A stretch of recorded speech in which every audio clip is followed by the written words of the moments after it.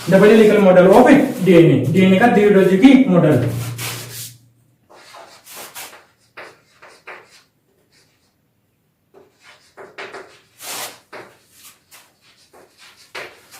Double helical model of DNA.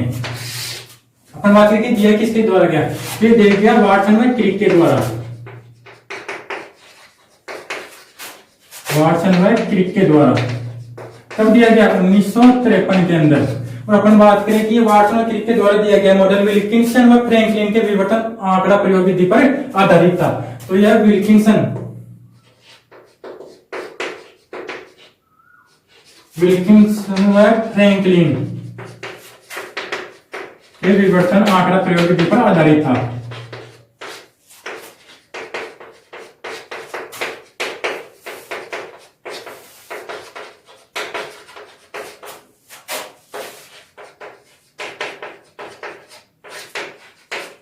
और next बात करें अपन कि यह सबसे सरल प्रसिद्ध मॉडल था,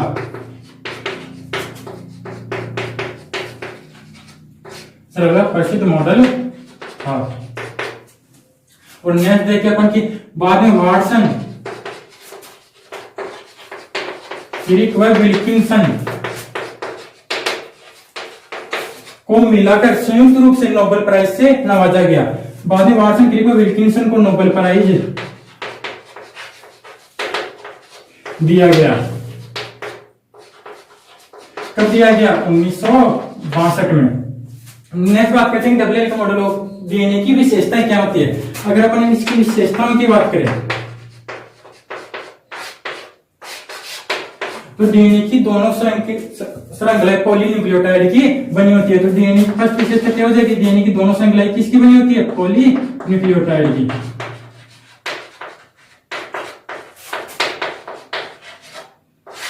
पॉलीन्यूक्लियोटाइड की बनी होती है।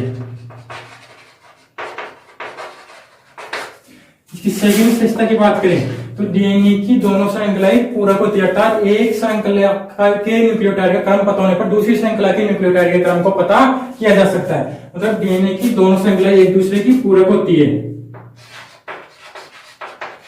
डीएनए की दोनों श्रृंखलाएं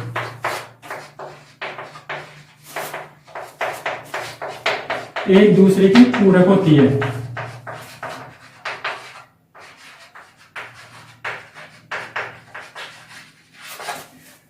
थर्ड बात करें डीएनए की दोनों श्रृंखलाएं प्रति समानांतर होती है। डीएनए की दोनों श्रृंखलाएं प्रति समानांतर होती है।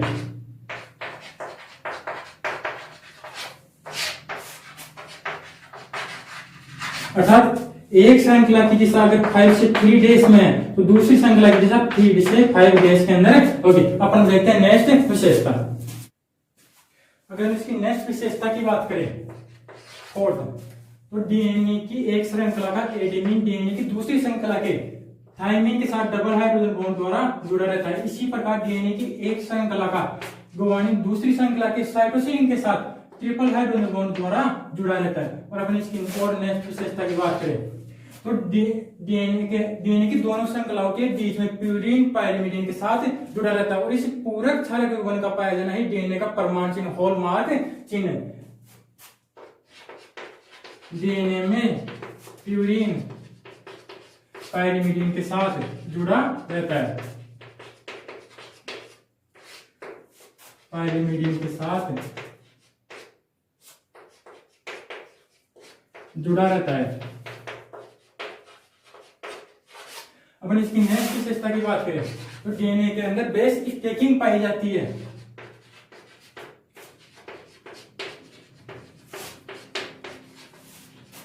बेस स्टैकिंग पाई जाती है, पाई जाती है। और बात करें कि बेस स्टैकिंग क्या होती है तो बेस स्टैकिंग का मतलब होता है कि डीएनए के अंदर प्यूरिन और पायरिमिडीन का एकांतर क्रम में पाया जाना क्या कहलाता है? Base stacking. जो डीएनए को हाइड्रोजन बॉन्ड के अलावा अतिरिक्त स्थायित्व प्रदान करता है उसे अपन क्या बोलते हैं? Base Chargaff rule.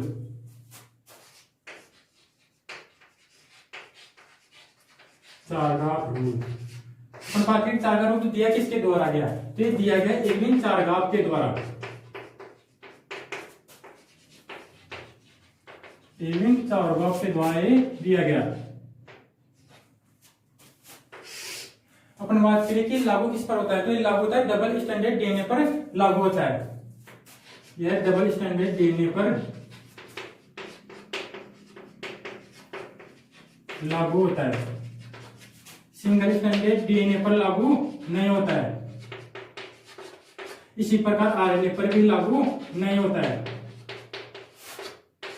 अपन बात करें कि चारगार रूल होता क्या है, तो डबल स्टैंडर्ड डीएनए के अंदर टोटल प्यूरिन नाइट्रोजन क्षारक बराबर टोटल पायरिमिडिन नाइट्रोजन क्षारक बराबर होते हैं। मतलब total purine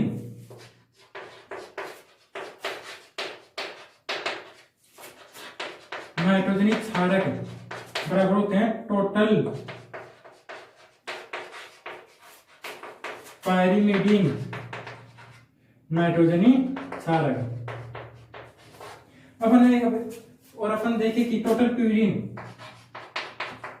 A plus G बराबर T प्लस सी, तो A plus G upon T plus C क्या होता है, कौन सी अपन क्या बोलते हैं, स्टारगार्ड रूल। अपन अगर एक क्वेश्चन की बात करें कि डबल स्टैंडर्ड डीएनए के लिए सही है,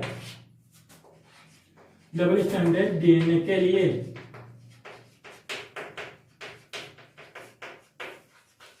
सही है। फर्स्ट ऑप्शन की बात करें A upon T, adenine upon thymine बराबर 1।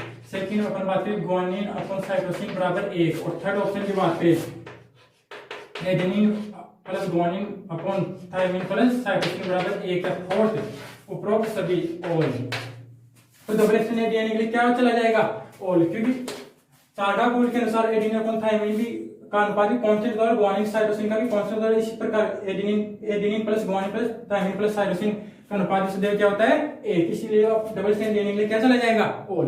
अपन नेक्स्ट क्वेश्चन की बात करें, एक डीएनए के अंदर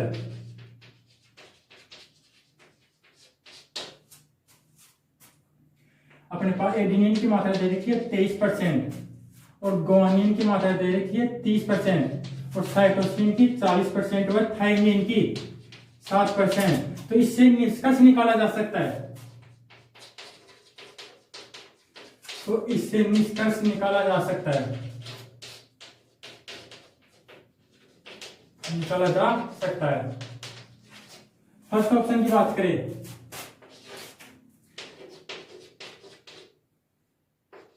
यह एक डबल स्टैंडर्ड सर्कुलर डीएनए है। सेकंड ऑप्शन की बात करें, यह एक डबल स्टैंडर्ड लीनियर डीएनए है। और थर्ड ऑप्शन की बात करें, यह एक सिंगल स्टैंडर्ड डीएनए है। और फोर्थ की बात करें तो फोर्थ में से कोई नहीं। इसके अंदर कौन सा ऑप्शन चला जाएगा, यह एक सिंगल स्टैंडर्ड डीएनए, क्योंकि अपने को पता है एडेनिन की मात्रा यहाँ पर 23% है, तो थायमिन की भी 23% होनी चाहिए, लेकिन वहां पर कितनी है, 7%। तो इसके अंदर चारगार्ड रूल नहीं लग रहा है, तो इसलिए यह एक सिंगल स्टैंडर्ड डीएनए है। अपन अगर नेक्स्ट क्वेश्चन की बात करें, जैसे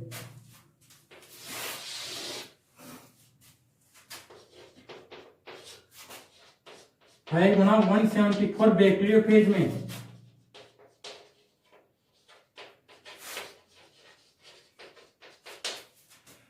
ग्वानिन की मात्रा 30% दे रखी है, तो साइटोसिन की मात्रा होगी, अपन ऑप्शन की बात करें 20%, सेकंड ऑप्शन 30%, थर्ड ऑप्शन 40% और फोर्थ ऑप्शन ज्ञात नहीं कर सकते, ज्ञात नहीं कर सकते। कौन सा चला जाएगा, ज्ञात नहीं कर सकते। ज्ञात क्यों नहीं कर सकते, क्योंकि 5 गुना 174 एक सिंगल स्टैंडर्ड सर्कुलर डीएनए है जिसके अंदर चारगार्ड रूल लागू नहीं होता, इसलिए इसे अपन ज्ञात नहीं कर सकते। ये इसका रीजन हो जाएगा। अपन बात करें कि 5 गुना सिंगल स्टैंडर्ड सर्कुलर डीएनए की खोज किसने की, सिंगल स्टैंडर्ड सर्कुलर डीएनए की खोज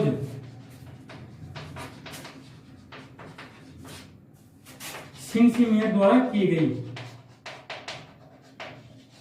सिनसीमियर द्वारा की गई। ये एक यहां से क्वेश्चन बन जाता है कि सिंगल स्टैंडर्ड सर्कुलर डीएनए की खोज किसके द्वारा की गई, तो सिनसीमियर द्वारा की गई। अपन बात करें कि और किसके अंदर सिंगल स्ट्रैंडेड सर्कुलर डीएनए पाया जाता है। तो अपन बात करें और किसके अंदर डीएनए पाया जाता है, तो 5 गुना 174 G4M13 में बात करें कि 5 गुना 174 के अलावा सिंगल स्ट्रैंडेड सर्कुलर डीएनए और किसमें पाया जाता है, तो 5 गुना 174 के अलावा अपन सिंगल स्ट्रैंडेड डीएनए की बात करें 174 G4M13 F13 और F1 और Fd, ये सभी बैक्टीरियोफेज के प्रकार है जिनके अंदर सिंगल स्ट्रैंडेड सर्कुलर डीएनए पाया जाता है। अब हम नेक्स्ट बात करते हैं बेस रेशियो क्षार अनुपात के बारे में। क्षार अनुपात या बेस रेशियो अपन देखें कि base ratio A plus P upon G plus adenine plus thymine upon guanine upon cytosine, इसका अनुपात सदैव किसी दी गई जाति के लिए कांस्टेंट होता है, किसी दी गई जाति के लिए नियत होता है। जैसे अपन बात करें मनुष्य के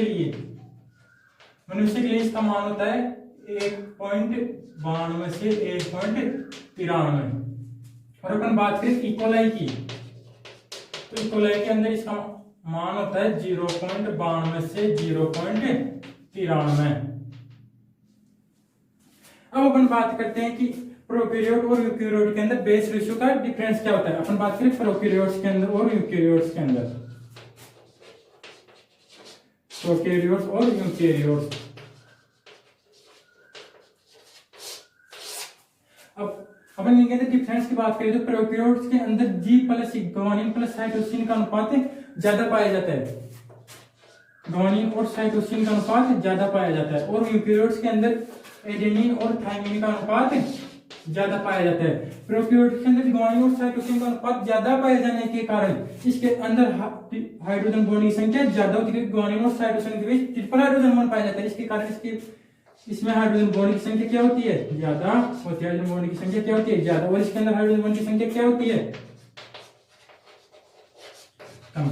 हाइड्रोजन बॉन्ड की संख्या ज्यादा होने के कारण इसका मेल्टिंग पॉइंट भी क्या होता है, ज्यादा, और इसका मेल्टिंग पॉइंट क्या होता है, कम होता है। बात करते हैं डीएनए से संबंधित कुछ महत्वपूर्ण टर्मिनोलॉजी या शब्दावली।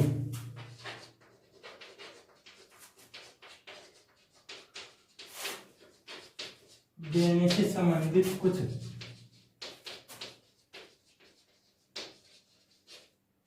महत्वपूर्ण शब्दावली या टर्मिनोलॉजी। अपन फर्स्ट बात करें डीनेचुरेशन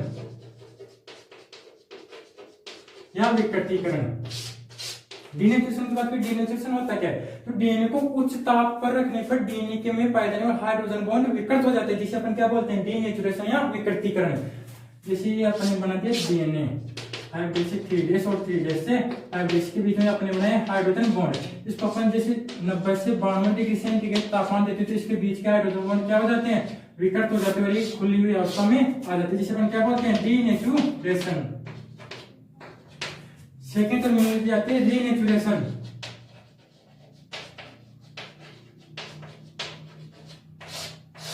रीनेचुरेशन का मतलब होता है कि विकृत डीएनए को वापस ठंडा करने पर डीएनए में पाए जाने वाले हाइड्रोजन बॉन्ड पुनः प्रकट हो जाते हैं, जिसे अपन क्या बोलते हैं, रीनेचुरेशन। डीएनए के अंदर पुनः वापस हाइड्रोजन बॉन्ड प्रकट हो जाते हैं, जिसे अपन क्या बोलते हैं, रीनेचुरेशन। थर्ड टर्मिनोलॉजी आती है हाइपरक्रोमाइसिटी।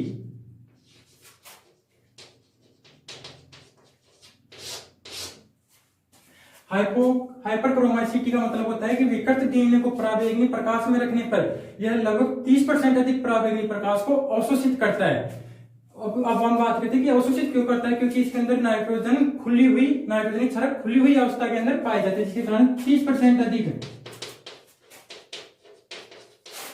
पराबैंगनी प्रकाश अवशोषित करता है।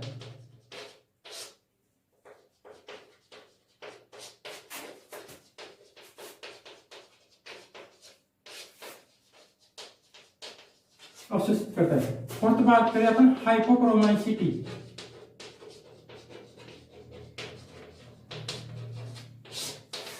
हाइपोक्रोमाइसिटी का मतलब होता है कि डीएनए में वापस हाइड्रोजन बॉन्ड बनने पर यह पुनः परावैंगनी प्रकाश को अवशोषित करने की क्षमता को कम कर देता है, जिसे अपन क्या बोलते हैं, हाइपोक्रोमाइसिटी। मतलब इसके अंदर पुनः परावैंगनी प्रकाश को परावैंगनी प्रकाश को अवशोषित करने की क्षमता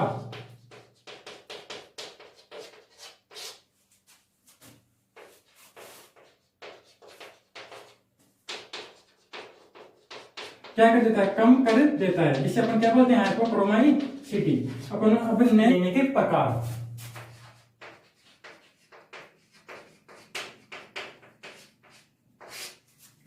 तो फर्स्ट अपन लेते हैं घुमाव की दिशा के आधार पर।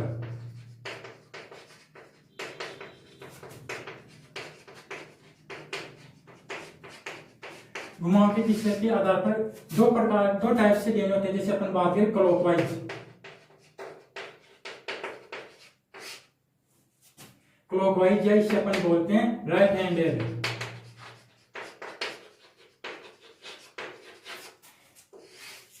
सेकेंड होता है एंटी क्लॉकवाइज, ये इसे अपन बोलते हैं लेफ्ट हैंडेड।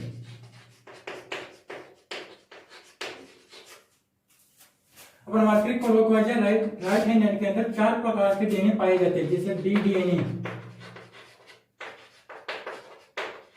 ए डीएनए, सी डीएनए और डी डीएनए। इनके अंदर बी डीएनए मोस्ट स्टेबल होता है। अपन बात करें लेफ्ट हैंड के अंदर एक डीएनए पाया जाता है, जिसे अपन बोलते हैं जे डीएनए। अपन बात करेंगे जे डीएनए की खोज किसने की, तो जे डीएनए की खोज की रिच नाम के वैज्ञानिक थे, और इसके अंदर शुगर प्लस फॉस्फेट की बनी रीड जिगजैग होती है, इसी कारण इसे अपन जे डीएनए बोलते हैं।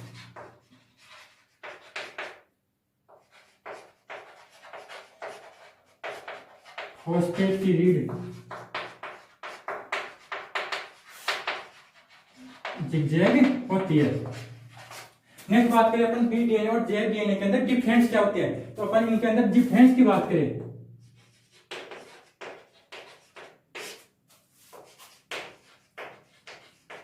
अपन बात करें बी डीएनए में, तो बी डीएनए के अंदर अपन बात करते हैं, इसके अंदर रिपीटिंग इकाई, पुनरावर्ती इकाई मोनोन्यूक्लियोटाइड होती है।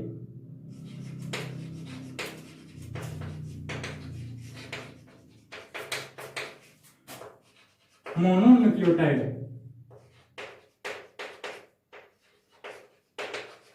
अपन बात करें जे डीएनए में, तो इसके अंदर रिपीटिंग यूनिट डाइन्यूक्लियोटाइड होती है। सेकंड डिफरेंस की बात करें, इसके अंदर हेलिक्स लेंथ 34 एंगस्ट्रॉम होती है, और जे डीएनए के अंदर अपन हेलिक्स लेंथ की बात करें, तो इसके अंदर 45.6 एंगस्ट्रॉम हेलिक्स लेंथ होती है। अपन बात करें इसके अंदर व्यास की, डायमीटर की, तो इसका व्यास होता है 20 एंगस्ट्रॉम, और जे डीएनए का व्यास होता है 18.6 एंगस्ट्रॉम। अपन बात करें एक हेलिक्स के अंदर क्षारक युग्मों की संख्या, तो एक हेलिक्स के अंदर क्षारक युग्म पाए जाते हैं 10 बेस पेयर, और इसके अंदर पाए जाते हैं 12 बेस पेयर। ए डीएनए,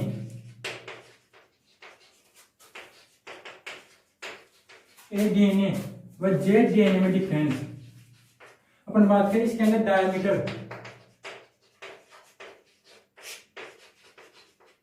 20 एंगस्ट्रॉम पाया जाता है, इसके अंदर 23 एंगस्ट्रॉम पाया जाता है, तो ये सबसे विडेस्ट होता है, और इसके अंदर पाया जाता है 18.6 एंगस्ट्रॉम। अपन इन बेस पेयर की बात करें एक हेलिक्स के अंदर, तो इसके अंदर पाए जाते हैं 10 बेस पेयर, और इसमें लगभग पाए जाते हैं 11 बेस पेयर, और जे डीएनए में पाए जाते हैं 12 बेस पेयर। ये अपन ने बात करी घुमाव की दिशा के आधार पर डीएनए का प्रकार। सेकंड लेते हैं अपन स्थिति के आधार पर।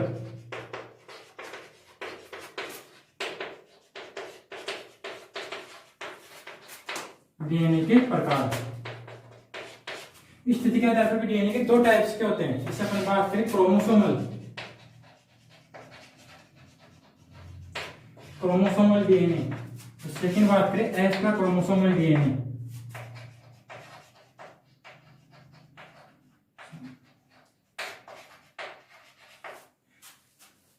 इसे अपन बोलते हैं न्यूक्लियर डीएनए।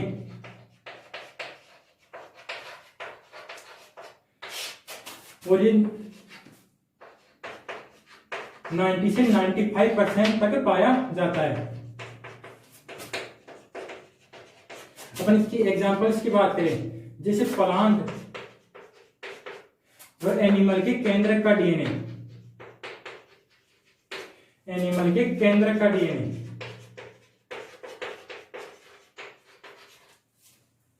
सेकंड बात करें अपन एक्स्ट्रा क्रोमोसोमल डीएनए, तो ये पाया जाता है 1 से 5%। इसके एग्जांपल्स की बात करें तो ये पाया जाता है जैसे क्लोरोप्लास्ट, डीएनए या माइटोकॉन्ड्रियल डीएनए,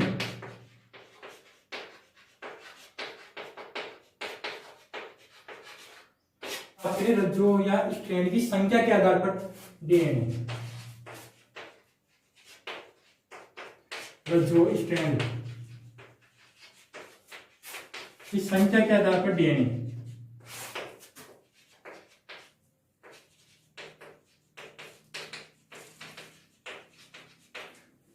इसके अंदर डीएनए दो टाइप्स के होते हैं, डबल स्टैंडर्ड और सिंगल स्टैंडर्ड।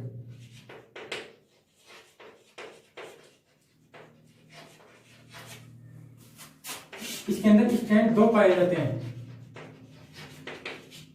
और सामान्यतः डीएनए डबल स्टैंडर्ड ही पाया जाता है।